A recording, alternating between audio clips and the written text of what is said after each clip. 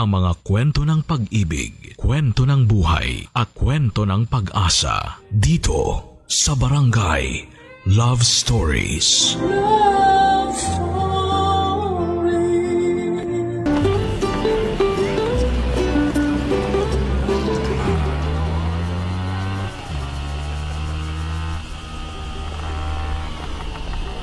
Miss, tricycle? Ay, hindi po. Kuya, pwede pong magtanong? Pwede naman. 10 piso kada tanong. Ulo, Biro lang. Ano ba tatanong mo? parang naliligaw po yata ako. Hindi po ba ito yung kalsadang to? Ito pong nakasulat sa papel? Patingin nga. Ayan po oh. Ah, oo, dito nga to. Bakit? May sadya ka ba rito? Oh, miss, ito yung papel. Yung pinsan ko po. Susunduin daw niya ako sa terminal kaninang umaga. Kaso nasa trabaho pa raw siya kaya tinext na lang niya sa akin yung address. Hindi ko naman siya matawagan kasi lobat na ako. Oo, nasa tamang lugar ka. Sino ba yung pinsan mo? Si Dondon po. Baka kilala niyo po. Ah, si Dondon. Yung si Kyo. Oo, kilala ko siya. Nakakainuman ko yun eh. Magpinsan kayo? Opo, magkapatid yung mga nanay namin. Ah, ganun ba? Mukhang galing ka pa sa malayong lugar ah. Marami ka yatang dalang bag.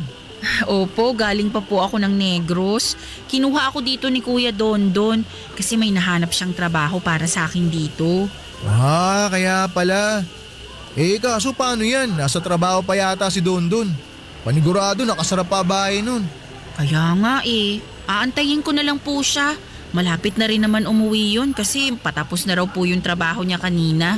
Nag-overtime lang siya sa trabaho kasi wala pa raw yung karelyebo niya. Kung ganun, dito ka na lang muna sa may lilim. Ano, gusto mo? Para hindi ka mainitan dyan habang nag-aantay kay Dondon. Sige po. Teka, tulungan na kita dyan sa mga gamit mo.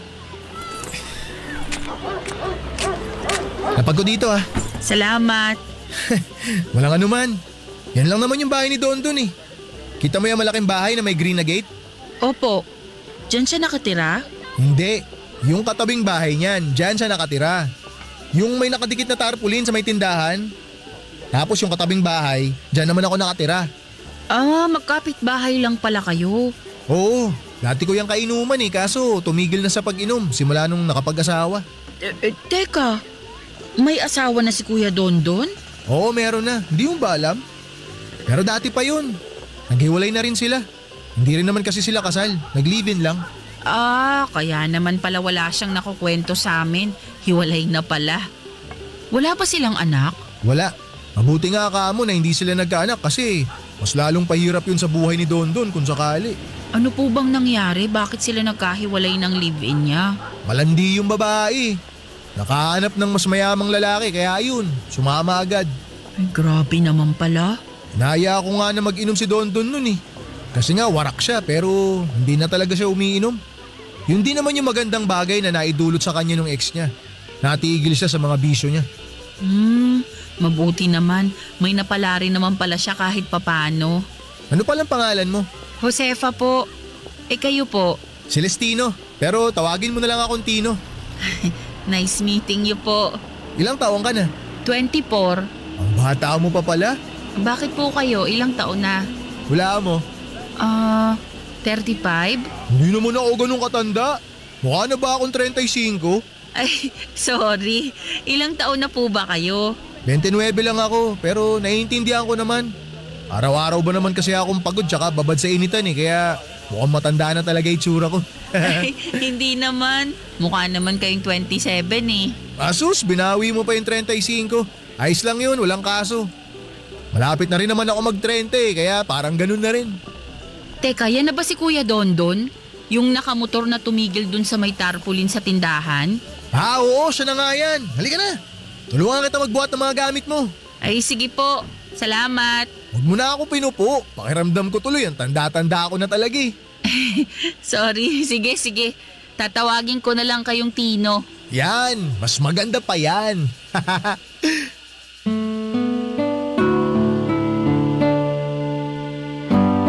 Nagtatrabaho bilang kasambahay si Josefa na mula pa sa Negros Oriental.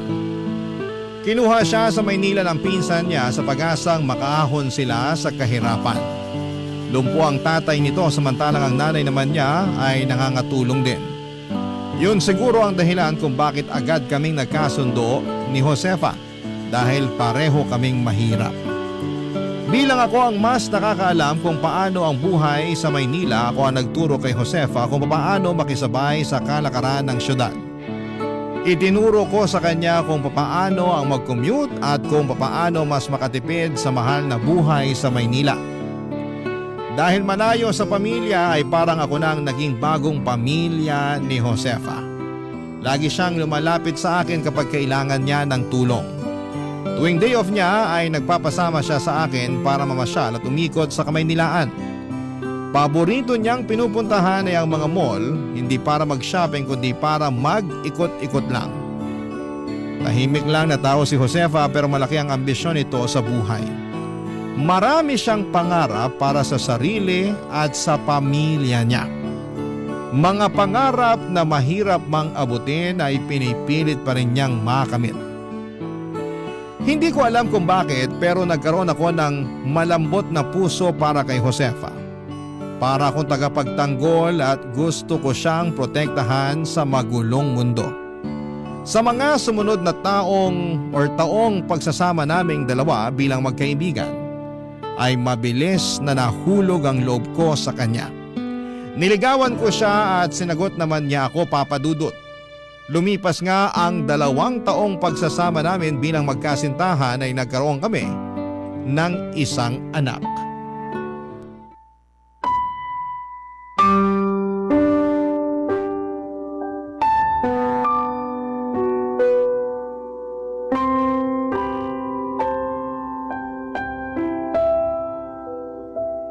Josefa, magpahinga ka na muna. Ako na magbabantay kay Junjun. Hindi, ikaw ang kailangan magpahinga kasi mamamasada ka pa bukas. Mahirap magtrabaho ng walang tulog. Gusto ko rin naman masubukan na bantayan yung anak natin ng magdamag. Ikaw na lang kasi lagi nagpupuyat eh. Jesus, akala mo naman kaya mong gawin yun. Takot ka ngang buhatin si Junjun eh. Kailangan bang buhatin? Pwede naman siguro na nasa crib lang siya, di ba? Ay naku Tino, kapag magpapalit ng diaper o kaya kapag umiiyak, kailangan mo siyang ihele. Ang liit kasi niya masyado eh. Nakakatakot, baka mabitawan ko. Huwag kang mag-alala, kayang-kaya ko namang magpuyat para sa anak natin eh. At saka nababawi ko naman tulog ko kapag tulog na rin si baby. Ay, ganito pala maging magulang no? Nakaka-excite tsaka nakakakaba. Bakit ka naman kinakabahan? Siyempre ang liit pa lang ng anak natin eh. Kapag umiyak siya, hindi natin alam kung may masakit ba sa kanya o kung gutom siya o kung ano man. Yun ang mahirap. Kailangan mong hulaan kung anong kailangan ng bata. Pero masasanay din tayo. Medyo nakukuha ko na rin tong style ni Junjun eh. Depende yan sa iyak niya. Paanong depende sa iyak? Kapag malakas, diretso at paulit-ulit, ibig sabihin nun gutom na siya. Kailangan mo na siyang ipagtimpla ng gatas niyan. Talaga ba? Oo, tapos kung mahina at paungol naman yung iyak, ibig sabihin inaantok na yung bata at kailangan na niyang matulog. Oh, ganun pala yun. Kapag naman nagwawala at hindi mapakali, kailangan nang magpalit ng diaper. Galing ah. Lahat yun napansin mo talaga? Siyempre, ganyan ang mga nanay. Kahit hindi pa makapagsalita ang mga bata, ramdam na nila kung anong kailangan ng anak nila. Tapos eto pa, kapag tahimik tapos biglang umiyak, ibig sabihin may masakit sa kanya. Kailangan pala, aralin ko na rin yung iba't ibang klase ng iyak ni Junjun para kung sakaling tulog ka o di kaya may ginagawa, alam ko kung anong gagawin ko. Basta magtulungan lang tayo, kakayanin natin to. Oo naman, alam kong kakayanin natin to. Tulungan lang talaga ang kailangan dyan. Alam mo noon, natatakot ako bumuo ng pamilya. Bakit naman? Kasi tingnan mo naman, tricycle driver lang ako. Parang sa araw-araw nakita ko, di pa sasapat yun para bumuhay ng isang pamilya eh. Alam mo naman na lumaki ako sa malaki at mahirap na pamilya. Ayokong iparanas yun sa mga magiging anak natin. Ako rin naman. Ayokong maranasan ni Junjun yung paghihirap na nadanas ko nung bata pa ako. Kaya nga ang plano ko, kahit mag-ihaw-ihaw lang ako dyan sa tapat kapag kaya na para makatulong ako sa mga gastusin. Huwag mo na munang isipin yan. Magpagaling ka na muna tsaka kailangan ka ng anak natin. Ako na lang bahalang dumiskarte para sa atin. Ano namang gagawin mo? Pwede naman ako maghanap ng sideline para may dagdag kita tayo. Lalo na ngayon, ang mahal ng gatas at diaper. Basta wag mo lang pabayaan ang sarili mo. Okay lang kumayod ng kumayod para sa anak natin. Pero kapag hindi mo na kaya, maiintindihan ko rin. Huwag mo kong alalahanin, batak na to simula pa pagkabata. Walang salitang pagod sa bokabularyo ko. Napakabuti mo talagang asawa at alam kong magiging mabuti ka ring ama para sa anak natin. Yan ang isang bagay na ipapangako ko sa'yo. Gagawin ko ang lahat. Lahat-lahat na makakaya ko para maging mabuting padre de pamilya para sa inyo ni Junjun. Maswerte ako na ikaw ang unang taong nakilala ko rito sa lugar natin. Mas maswerte naman ako na nagustuhan mo ang isang tulad ko. Ako nga yung maswerte kasi nakapangasawa ako ng napakagandang babae. Dati pangarap ko lang yun pero ngayon abot kamay ko na oh. Naku, sige na. Tama na ang bola. Matulog na tayo habang tulog pa si baby. Sulitin na natin ang pagiging tahimik niya kasi panigurado. Maya-maya mag-iingay na naman to. O sige, magpahinga na tayo. Good night. Good night. I love you. I love you too. Hindi kami kasal ni Josefa pero noong nabuntis siya ay nag-live-in kaming dalawa. Hindi man malaki ang tinitirhan naming bahay ay masaya naman kami dahil kahit papaano ay nakakaya naman naming tustusan ang pangangailangan ng bawat isa. Hindi man ganoon kaganda ang pamumuhay namin ay nakaya naming gawing masaya ang pagsasama namin. Mas lalo pa itong nagkakulay nang dumating na ang anak namin na si Junjun Papadudut. Kahit kakarampot man ang kinikita namin ni Josefa ay ginawa namin ang lahat para maibigay sa bata ang mga pangangailangan niya. Walang kaso sa amin kahit butas-butas na ang damit namin o kahit wala na kaming maayos na tsinelas. Ang mahalaga noon ay ang maisuot na damit ng anak namin at mabili namin ang gatas at diaper na kailangan niya. Isa akong tricycle driver at ang asawa ko naman ay isang kasambahay. Simple lang ang pamilya namin pero kahit na ganoon ay masaya kami dahil buo kaming pamilya. Napapalibutan kami ng mga mababait at matutulungin na kaibigan at walang ibang makikita sa tahanan namin kundi ang purong pagmamahalan lamang. Sardinas, instant noodles at itlog man ang lagi naming ulam. Hindi pa rin nawawala ang pag-asa namin na balang araw ay makakamit din namin ang mga minimithi naming pangarap. Makalipas ang 2 taon ay muling nagbuntis si Josefa at noong panahong yon ay nag-decide kaming dalawa na yun ang magiging huli namin. Ayaw naming matulad ang pamilya namin sa mga pinagdaan na namin noong kabataan namin na napakarami naming magkakapatid. Naisip namin ni Josefa na 2 bata lang ang kaya naming alagaan at kapag nadagdagan pa ito ay baka hindi na namin mabigyan pa ng maayos na buhay ang mga ito.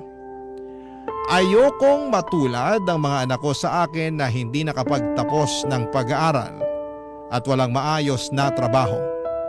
Ipinangako ko noon sa mag-iina ko na gagawin ko ang lahat para maging maayos akong padre di pamilya at paninindigan ko yon sa abot ng aking makakaya.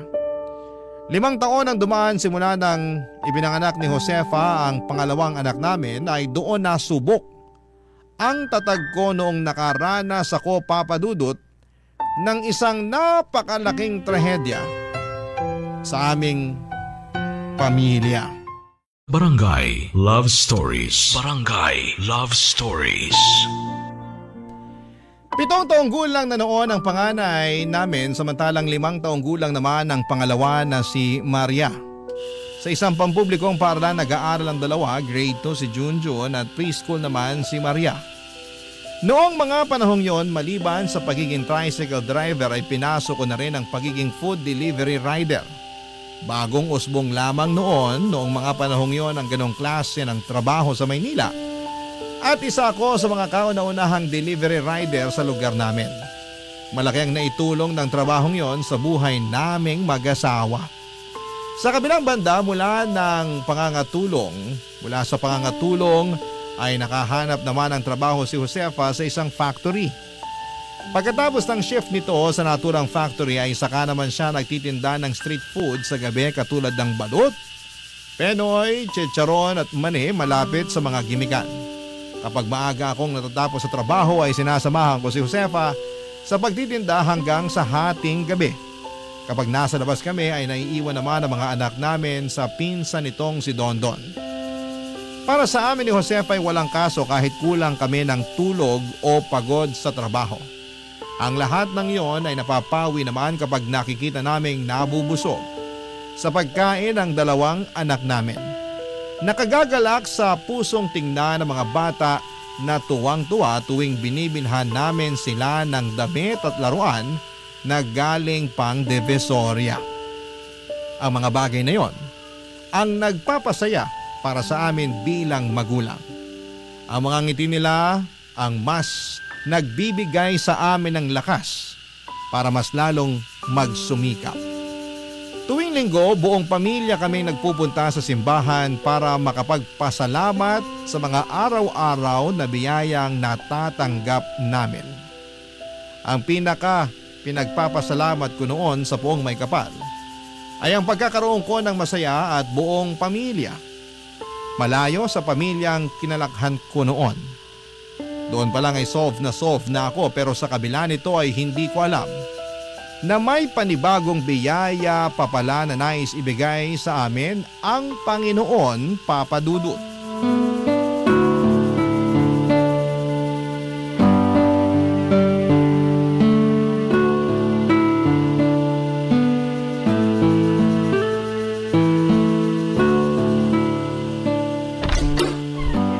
Josefa, nasaan ka? Tino, ikaw na ba yan? Nandito ako sa kusina. Nabasa mo ba yung text ko? Oo, sabi mo wag na ako magluto ng ulam. Bakit? Itabi mo na lang yung mga lulutuin mo ngayon para bukas. May inuwi akong pagkain para sa atin. Talaga? Oo, may isang bucket ako ng fried chicken dito. Tignan mo. Amin na yung uwi mong ulam para maihanda ko na. Wow! Pero sana hindi ka na nag-abala. Ang mahal niyan, di ba? Dapat ibinili na lang natin ng ulam yung ipinambili mo dyan. Baka nga pwedeng pang 2 araw na yan kung sakali eh. Huwag kang mag-alala. Hindi naman to galing sa bulsa ko eh. Wala akong ginastos dito. Talaga? Saan galing yan? Ganito kasi, may diniliver akong pagkain kanina. Tapos, birthday ata nung nag-order eh. Hindi niya alam na may pa-surprise na handa sa kanya yung mga kaibigan niya. Dahil madami namang handa, binigay na lang niya sa akin tong in-order niya. Treat na raw niya sa akin kasi birthday niya. Ay, ang bait naman. Nadamay pa tayo sa birthday niya. Oo nga, yung bait. Pagpalain sana siya ng Panginoon. Hindi ko alam na may mga ganong klaseng tao pa rin pala ngayon. Yung tipong sobra yung kabaitan. Kung ako tatanungin, hindi na ako magtataka kung bakit marami siyang mga kaibigan na sinurpresa siya para sa birthday niya. Naku, sakto to. Masarap ang ulam natin ngayon. Naaayon siya sa sasabihin ko sa'yo. May magandang balita ako sa'yo. Ha? Anong ibabalita mo? Tsaka anong kinalaman yan sa ulam natin? May natanggap akong magandang balita ngayong araw na siguradong ikakagulat mo. Magugulat ako? Talaga? Ano naman yun? Tungkol ba yan sa trabaho na gusto mong pasukan? Hindi, iba to. Huwag kang mabibigla sa sasabihin ko ha. Pero mukhang masusundan na si Junjun at Maria. Buntis ka? Oo. Hindi nga. Buntis ka ngayon? Woohoo! Uy, huwag kang maingay. Nag-aaral yung 2 anak mo sa sala. Sorry. Na-excite lang ako. Totoo ba? Magkakaanak na ulit tayo? Oo. Nagpa-check up ako sa health center kanina. Kumpirmado nga na buntis ako. Alam ko, nangako tayo sa isa't isa na hanggang 2 lang ang magiging anak natin para mabigyan natin sila ng maayos na buhay. Pero itong balitang to, sa tingin ko, blessing to mula sa Panginoon. Hindi naman niya tayo bibiyayaan ng ganito kung alam niyang hindi natin kayang alagaan, di ba?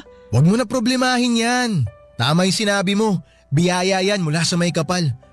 2 man o 3 magiging anak natin, Ipinapangako ko sa'yo, gagawin ko ang lahat para mabigyan lahat ng mga anak natin ng maayos na buhay. Kakayanin ba natin to? Oo, yakang-yaka yan. Wala ka bang tiwala sa akin? Hindi naman sa ganun. Alam ko kung anong klase kang ama. Alam ko na gagawin mo ang lahat para sa mga anak natin. Pero sa panahon ngayon, lahat nagmamahal na eh. Kakayanin kaya nating humabol? Mahirap lang tayo, totoo yun. Yung kinikita natin sa trabaho at negosyo, sakto lang para sa pang-araw-araw. Pero kahit tatluhin ko pa o gawing 4 yung trabaho ko, gagawin ko. Dahil nangangako ko sa inyo na hindi ko ipaparana sa pamilya natin yung buhay na meron ako nung bata ako. Pero okay na yung 3 ha. Huli na to. Huwag na tayong magdagdag pa. Oo, huli na to. Maliban na lang kung… Wala nang maliban. Last na talaga. Ang hirap kayang mga anak. Alam mo ba kung gaano kasakit umire? Oo, promise, huli na to. Sapat na yung 5 tayo sa pamilya. Masayang masaya na ako dun. Sakto na tong bilang natin. Mahirap magkaroon ng malaking pamilya kung hindi naman pasok yun sa estado natin ngayon. Alam natin yan pareho kasi pinagdaanan natin yan sa kanya-kanya nating pamilya. Oo, di ko nakakalimutan yun.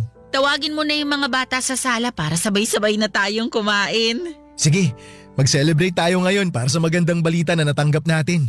Ay, sandali lang. Bibili lang ako ng soft drinks. Ha? Labas lang ako saglit. O sige, dalian mo. Kinabukasan ay nagpunta ang buo naming pamilya sa simbahan para magpasalamat sa panibagong biyaya na natanggap ng pamilya namin. Pagkatapos nito ay sumaglit kami sa parke para ipasyal ang mga bata. Doon ay sinulit na rin namin ni Josefa ang pagkakataon para mag-date dahil matagal na namin itong hindi nagagawa. Hinding-hindi ko malilimutan ang araw na yon. Dahil para bang ako ang pinakamasayang tao sa mundo ng mga oras na yon. Masaya kong pinapanood ang mga anak kong tuwang-tuwa na nakikipaglaro sa ibang mga bata habang kausap ko ang pinakamamahal kong tao sa tabi ko. Kwek-kwek at buko juice lang ang kinakain naming dalawa ni Josefa ng mga oras na yon, pero daig pa namin ang nag-date sa mamahaling restaurant.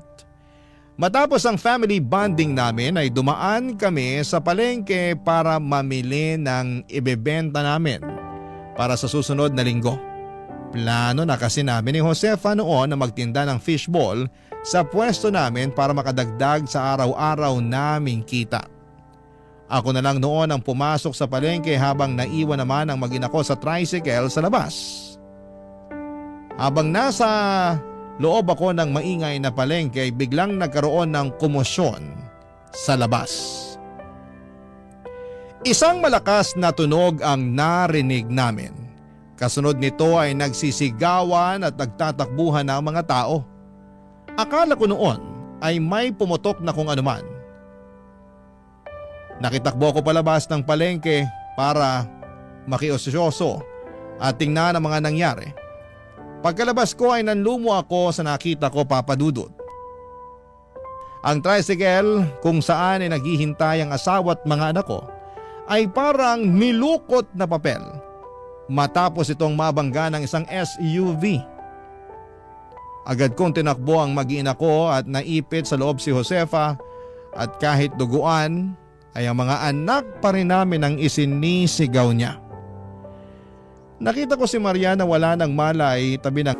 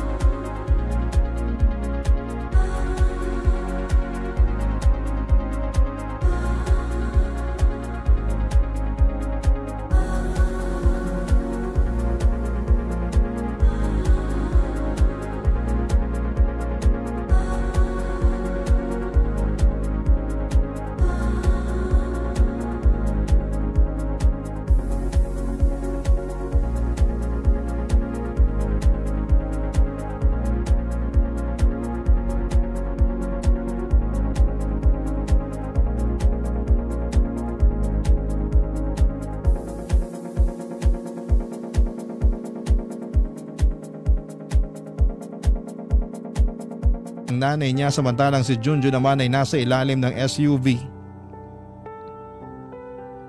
Nakaipit siya sa gulong nito at wala ng malay. Para akong nasa loob ng napakasamang panaginip ng mga oras na yon. Magkahalo na ang luha at uhog ko noon na nagsusumigaw ng tulong. Papadudot walang nakaligtas sa mag-iina ko. Lahat po sila ay sabay-sabay na binawian ng buhay sa ospital.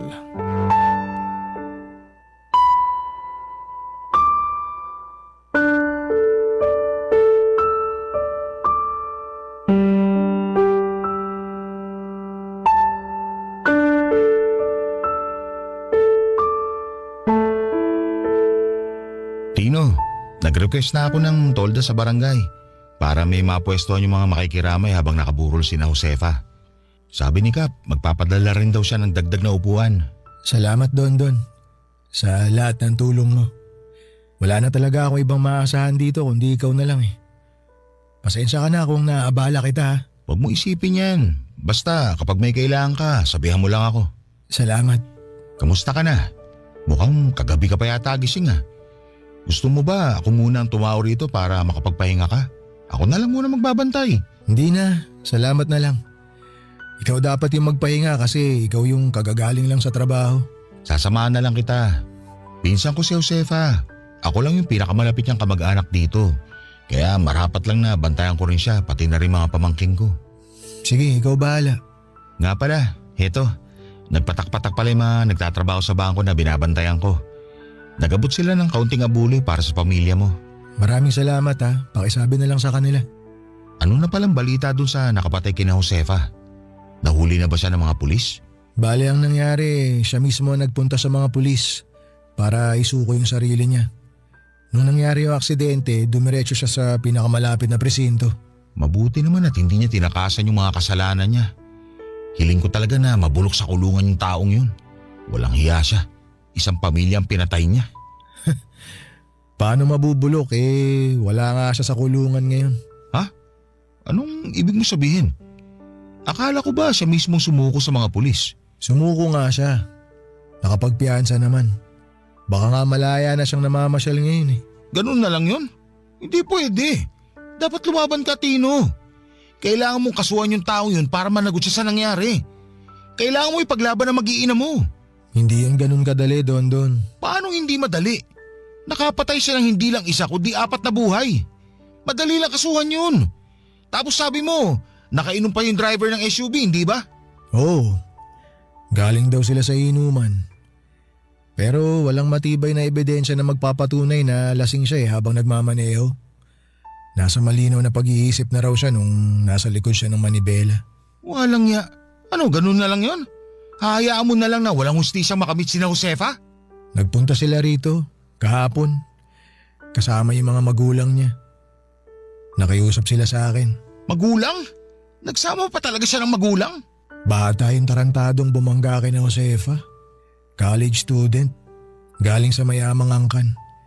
Pumunta sila rito para makipag-areglo. Ano? Huwag mo sabihin tinanggap mo yung bayad nila sa'yo. Ano pa bang magagawa ko? May utang pa ako sa punerarya.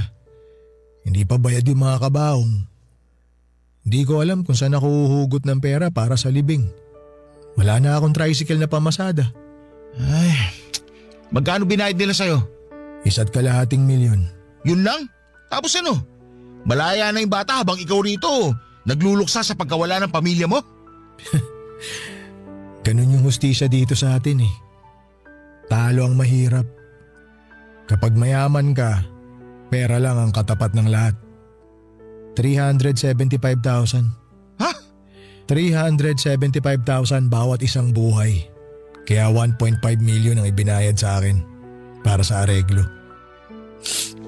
Yun lang ang halaga ng buhay ng mga taong mahal ko para sa kanila. 375,000. Ay, walang niya. Ang hirap tanggapin na may katumbas palang halaga ang buhay nating mahihirap. Sabi nga nila, ang hustisya para lang sa mayaman. Wala man tayo makukuha ang hustisya dito sa nangyari.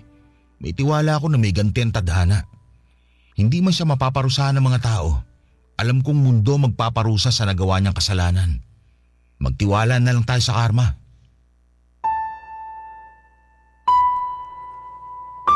Kung may mas masakit pa sa salitang masakit, yun ang mga bagay na nararamdaman ko noong sabay-sabay na nawala mula sa akin ang mga taong pinakamamahal ko. Wala man akong pera at sapat na yaman sina Josefa Junjun Maria. At ang bata sa sinapupunan ng asawa ko ang naging kayamanan ko sa buhay. At yun ang ninakaw lang mula sa akin sa isang iglap. Pakiramdam ko noon ay wala na akong saysay sa mundong ito. Wala na akong dahilan para magpursige sa buhay at wala nang rason para ipagpatuloy ko pa ang mga plano ko sa hinaharap dahil wala naman ang mga taong kasama kong aabot nito. Papadudot, napakarami ko pang gustong gawin kasama ang mag-iina ko. Marami pa akong gustong iparanas sa kanila. Marami pa akong nais abutin at napakarami kong gustong gawin na hindi ko na kayang gawin pa dahil mag-isa na lamang ako sa buhay. Walang oras na hindi kumikirot o bumibigat ang dibdib ko dahil sa nangyaring trahedya sa buhay ko. Napakahirap tanggapin ang katotohanan. Hindi na nila ako makakausap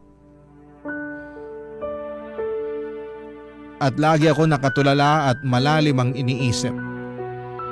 Nang mga panahong yun ay parang mababaliw na ako sa sobrang sakit ng nararamdaman ko. Mas mabuti nga sana kung nabaliw na lamang ako para hindi ko na maramdaman ang sakit. Mabuti na lang at hindi umalis sa tabi ko ang pinsan ni Josefa na si Dondon. Siya ang nagpumilit sa aking kumain kahit wala akong ganang kumain. Daig ko pang nakaratay noon lalo na noong mailibing na ang pamilya ko. Ang tanging ginawa ko na lamang noon para makatakas mula sa sakit na nararamdaman ko ay ang matulog hanggang isang araw, isang ideya ang pumasok sa isipan ko na muling nagbigay sa akin ng lakas para muling bumangon. Papa Dudut. Barangay Love Stories. Barangay Love Stories.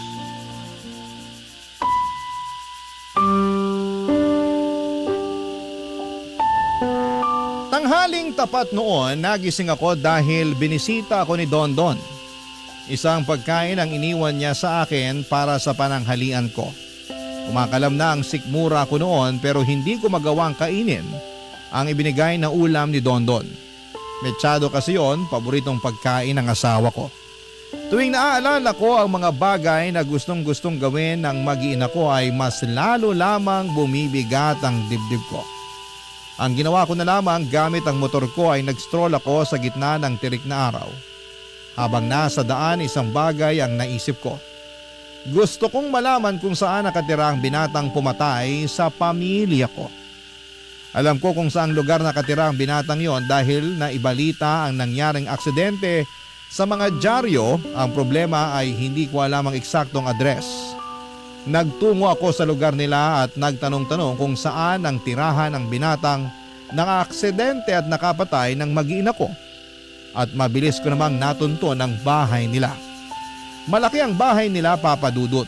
Talagang galing ito sa mayamang pamilya. Wala na sa garahe nila ang sasakyang bumangga sa mag-iina ko.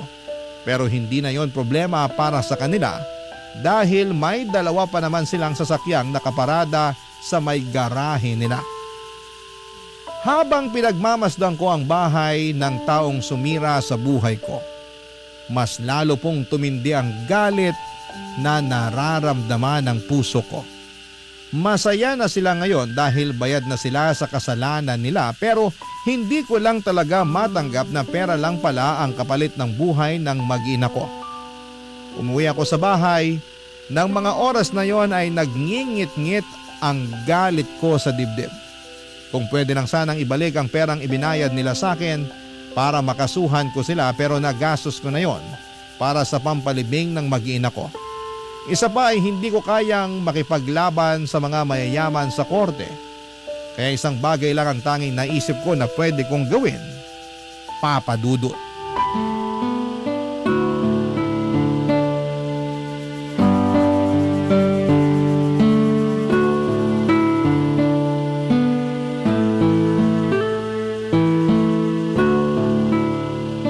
Knock knock!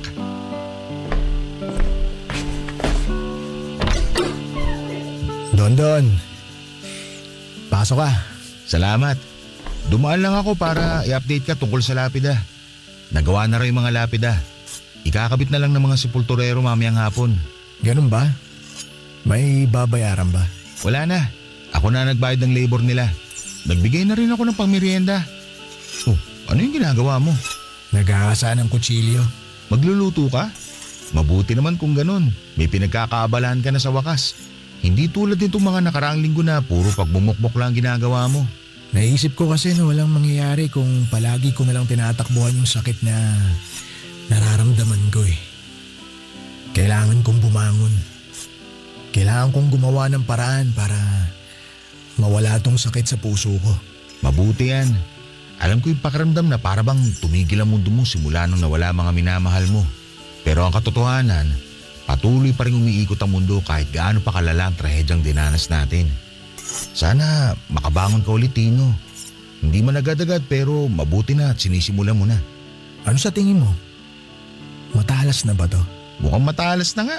Halos kumikinang na nga eh. Pwedeng-pwede ng panghiwa ng karne. Ay, ano bang lulutuin mo? Hindi ko gagamitin to panluto. May iba akong paggagamitan ito. Ha? Para saan naman? Basta, malalaman mo na lang. Okay ka lang? Bakit ganyan ka magsalita? Nakakatakot ka. Huwag kang mag-alala. Okay lang naman ako. Okay na okay ako. Okay, sige. Tawagan mo na lang ako kapag may kailangan ka. Papasok na ako sa trabaho. Sandali lang. May tanong ako sa'yo. Oh, ano yun? Alam mo ba kung ano yung ibig sabihin ng kasabihang mata sa mata, ngipin sa ngipin? Oo. Hindi ba tungkol yan sa pag-iiganti? Mata sa mata. Kung anong ginawa sa'yo, yun din ang gagawin mo sa kanila. Ngipin sa ngipin, kung ano ang nawala, yun din ang kukunin pabalik. Tama. Mata sa mata. Bakit mo natanong yan? Wala naman. Sandali lang. Anong pinaplano mo? Mata sa mata, di ba? Kung ano yung nawala, yun din ang kukunin. Plano mo ba magiganti sa taong pumatay sa mag-iina mo, Tino? Ito na lang yung nakikita kong paraan para matanggap ko yung katotohanan. Hindi mapapanatag ang puso ko hanggat hindi ko nakukuha yung tamang hustisya para sa mag-iina ko. Teka, huwag kang magpadalos-dalos. Wala sa mga kamay natin ang hustisya, Tino. Kung ano man yung pinaplano mo, pag-isipan mo muna yung mabuti. Nakapagdesisyon na ako. Gagawin ko to para sa pamilya ko. Sigurado ka ba magugustuhan ng pamilya mo tong gagawin mo? Gugustuhin ba ni Josefa na ipagiganti mo sila? Sa tingin ko, hindi. Kaysa makamit ang hustisya, mas gugustuhin ni Josefa na lumayo ka sa panganib. Tino, huwag mo gawin to sa sarili mo. Ninakawan ako ng pamilya, Dondon. Hindi pwedeng nakaupo na lang ako rito habang yung pumatay sa mag-iina ko malaya pang nakakalakad sa mundong to. Hayaan mong karma na lang ang gumanti para sa'yo. Parang awa mo na. Para sa ngalan ng pamilya mo, huwag mong gawin to. Ano na lang sasabihin ng mga anak mo kapag pinapanood ka nila sa langit? Wala na silang sasabihin, Dondon. Bakit? Kasi yung mga anak ko patay na. Patay na sila. Wala na akong mga anak. Wala na akong asawa. Wala na akong pamilya. Anong ginawa ko para mabigyan ng ganitong klaseng parusa? Naging mabuting tao naman ako ah! Bakit ganito yung nangyari sa buhay ko? Sirang-sira na ako, Dondon! Lugbok na ako! Hindi ko nahaya! Kung gagawin mo yung pinaplano mo, ano na lang ipinagkaiba nyo nung taong pumatay kina Josefa? Gusto mong ipasa yung sakit na nararamdaman mo sa ibang tao? Paano yung mga taong nagmamahal sa kanya? Paano ako? Naisip ba niya ako nung binangga niya yung pamilya ko?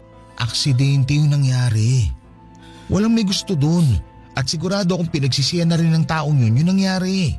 Hindi lang ikaw yung nasaktan sa pagkawala nila, Josefa. Kami rin. Lahat tayo nasasaktan. At mahirap tanggapin ang katotohanan pero kailangan. Kaya pakiusap. Pag-isipan mo itong gagawin mo. Pakiusap, Tino.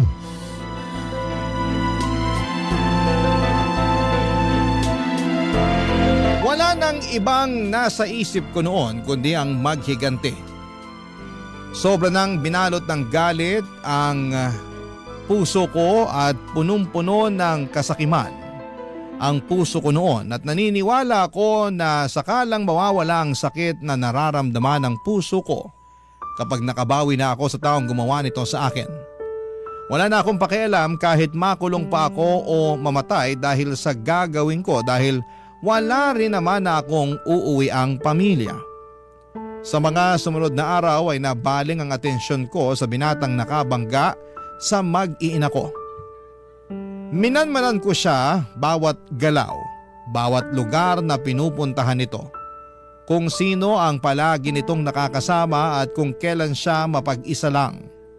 Habang pinapanood ko ang pagbabalik nito sa normal nitong buhay na parabang wala siyang kinitil na buhay.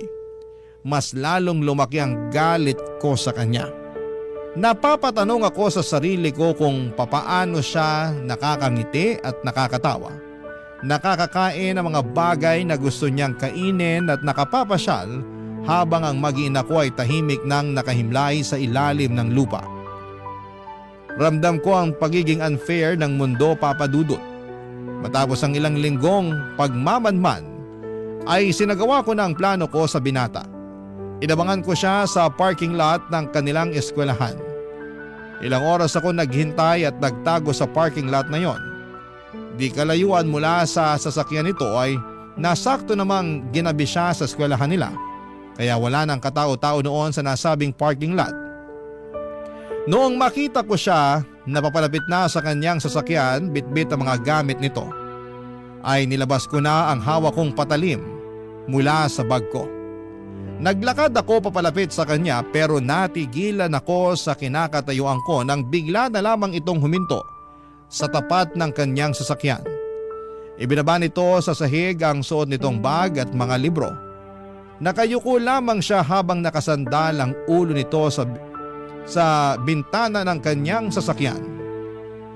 Maya-maya ay napaupo ang binata at nagsimula itong humagulhol na parang bata. Doon mismo ay nakaramdam ako ng awa sa kanya. Para bang ang matigas kong puso ay naging malambot. Napagtanto ko na bata lamang siya. Isang bata nakagawa ng kasalanang hindi niya ginusto. Nang mga oras na yon ay binalik ko na lamang ang patalim sa bag ko. Saka ako nagsimulang maglakad papalayo, Papa Dudut.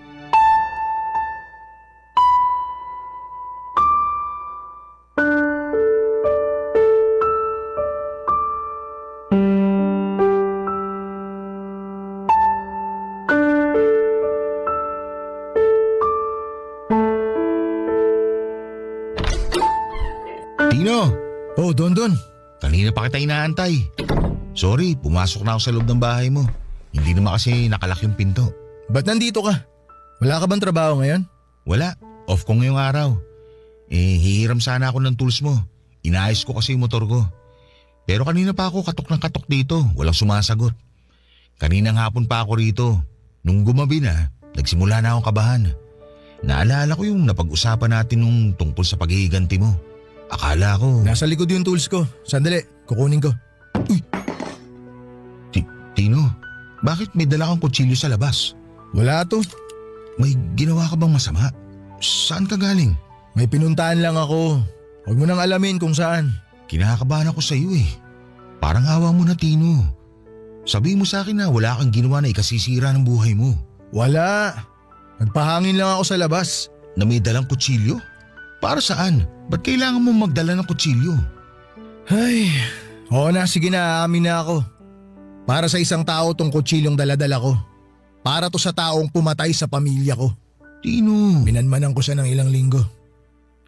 Inaral ko lahat ng galaw niya para maisagawa ko yung plano ko. Gusto ko siyang patayin. Gusto kong tapusin ang buhay niya, Dondon. Hindi ko matanggap na masaya siya sa buhay niya ngayon. Samantalang ako, patuloy na naghihirap dahil sa pagkawala ng mag-iina ko. Gusto ko siyang managot sa ginawa niya. Gusto ko ng hustisya. Pero hindi ganong klaseng hustisya ang kailangan mo. Hindi mo kailangan pumatay ng tao para lang makabawi sa nangyari sa pamilya mo. Tino naman. Huwag kang mag-alala. Wala akong ginawang masama sa kanya.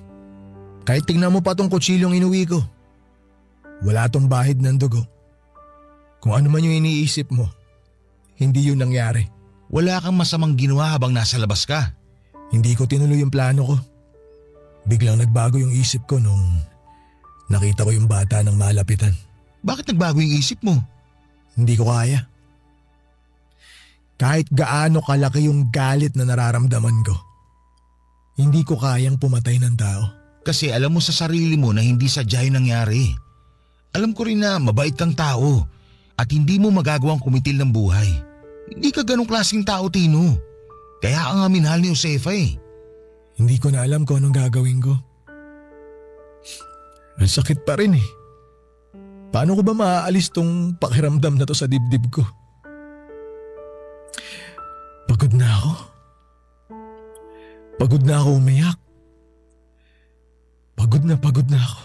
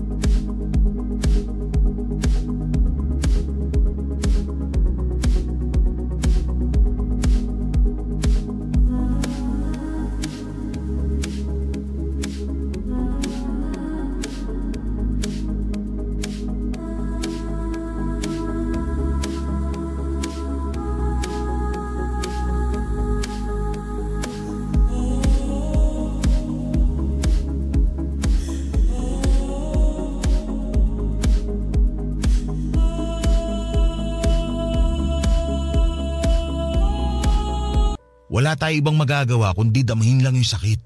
Walang gamot dyan Antayin mo na panahon na magpagaling sa sugat dyan sa puso mo. Mamamanid lang yan hanggang sa dumating ang araw na masasanay ka na rin sa sakit. Alam mo, naisip ko, sana nadamay na lang ako sa aksidente. Sana kasama na lang ako sa mga namatay para hindi ako yung naiwang nagluluksa rito. Huwag mo sabihin yan. May rason kung bakit ikaw yung naiwan. May dahilan kung bakit ikaw yung natitirang nabuhay. Ano yung dahilan? Bakit ako? Bakit ako lang? Hindi ko alam masagot pero kung akong tatanungin mo, sa tingin ko, nabuhay ka para ipagpatuloy yung naiwang alaala ng pamilya mo. Nabuhay ka kasi kailangan mo ipagpatuloy kung ano man yung mga pangarap na nasimulan nyo bilang pamilya. Tuparin mo ang mga bagay na yun. Alang-ala sa kanila. Hindi ko alam kung kaya kong gawin yun. Hindi ko nga alam kung paano ako magpapatuloy. Alam mo, mas maganda siguro kung magpakalayo-layo ka muna. Saan naman ako pupunta? Dito na ako lumaki. Nandito ang pamilya ko. Hindi ba nabanggit mo na may probinsyang nanay mo? Doon ka magpunta. Doon ka magsimula ng panibagong buhay. Doon ka magsimula ulit. At kapag handa ka na, kapag tanggap mo na ang lahat, bumalik ka rito para ipagpatuloy kung ano man ang iiwan mo rito. Pag-iisipan ko. Papadudot, pinakinggan ko ang mga sinabi sa akin ni Dondon. Hindi paghihiganti ang solusyon sa sakit na nararamdaman ko. Nagpakalayo-layo ako, Papadudot, at umuwi ako sa probinsya ng nanay ko. Doon ay pilit kong kinalimutan ang malagim na trahedya na nangyari sa pamilya ko. Masakit na magsisimula ulit ako ng panibagong buhay na wala na mga taong inaasahan kong makakasama ko hanggang sa pagtanda ko. Pero wala akong ibang choice kundi ang magpatuloy sa buhay sa ngalan na rin nila Josefa, Junjun at Maria. At ang baby namin na hindi na naipanganak pa. Wala na akong balita sa binatang nakaaksidente sa pamilya ko. Kung saan man hahantong ang buhay nito, ang Diyos na po ang bahala sa kanya. Hinihiling ko na lang na sana ay may natutunan siya sa nangyari para sa ganon ay hindi masayang ang buhay na nawala ng dahil sa kanya. Papa Dudut, hindi na po ako nakapag-asawa pang muli. Ang sabi sa akin ng pamilya at mga kaibigan ko, subukan ko raw ulit na buksan ang puso ko dahil bata pa naman ako. Pero hindi ko pa kayang gawin yon sa ngayon kahit na 7 taon na ang nakakalipas. Nagigilty kasi ako sa isipin na kapag nag-asawa ulit ako, ay para bang pinapalitan ko na ang pamilya ko. Hindi ko po alam. Siguro kung may nilaan sa akin ng Panginoon ay tatanggapin ko po yun ng buo. Sa ngayon ay nananatili pa rin ako sa probinsya kasama ang bagong buhay na binubuo ko. Hindi po ako nakakabalik pa sa Maynila at wala na akong planong bumalik doon dahil ipinapaalala lamang nito sa akin ang mga matatamis at mapapait na alaala ng nakaraan ko. Dito na po nagtatapos ang kwento ko, masalimuot pero patuloy pa rin na lumalaban sa buhay.